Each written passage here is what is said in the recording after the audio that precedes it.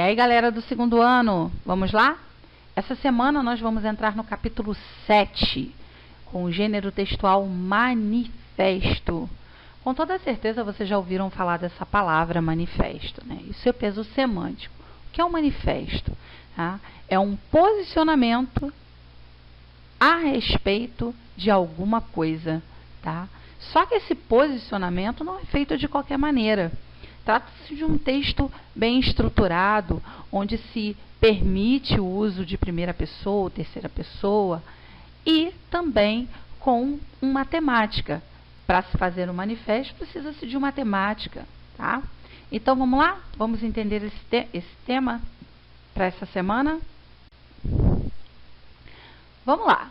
O manifesto situa-se entre os chamados gêneros argumentativos, cujo propósito do emissor é persuadir, convencer o interlocutor por meio de argumentos considerados plausíveis. Ou seja, pessoal, não é simplesmente, eu quero me posicionar a respeito da Covid-19, é uma doença, eu não gosto do momento em que estamos vivendo. Ponto. Isso não é isso, através desse tipo de discurso, talvez você não convença muita gente.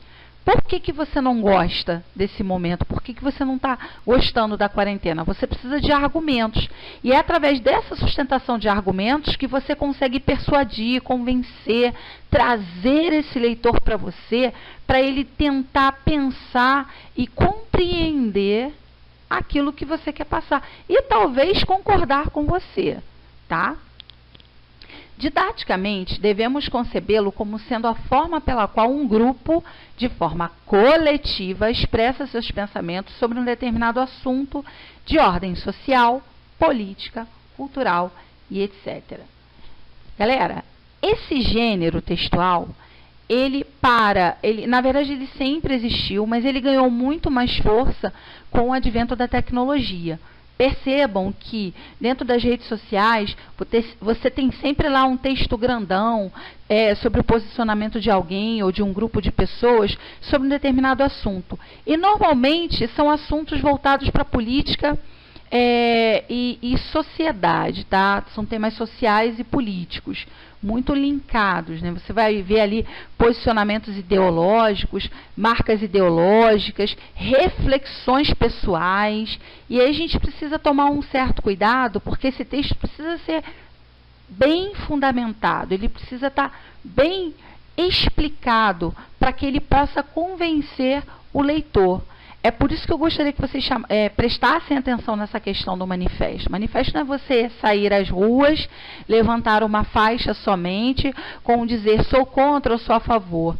Precisa-se ter uma carga de sentido para aquilo ali. As pessoas precisam estar ali por um motivo plausível, né? Não se faz ou não se escreve manifesto sem um propósito, sem um objetivo, tá? No que concerne a linguagem empregada, esta pode variar conforme o estilo dos manifestantes, o público-alvo e o instrumento de divulgação, tá? Normalmente, quando divulgado em jornais, revistas ou até mesmo pela internet, atribui-se o padrão formal da língua. Pois é, uma outra coisa interessante a salientar, pessoal, esse manifesto, quando escrito e divulgado através de qualquer meio de comunicação, ele precisa ser, além de bem fundamentado, bem argumentado, justificado, até mesmo com muitos exemplos, ele precisa seguir a norma padrão. E aí, galera, é isso que eu estou falando, cuidado com esse gênero textual. Para você fazer um manifesto, você precisa salientar bem que aquele texto vai respeitar todas as normas, todas as regras da língua portuguesa, pontuação, acentuação, concordância, regência. Tomar cuidado com isso aí, tá? Não é escrever simplesmente uma frase de efeito emocional achando que aquilo ali é um manifesto. Não, por trás daquela frase precisa ter todo um contexto, toda uma construção verbal e argumentativa, tá?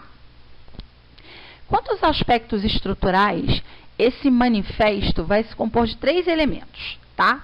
De título, claro, eu preciso de um título para chamar atenção, para que esse espectador entenda sobre o que você está falando, por isso o título.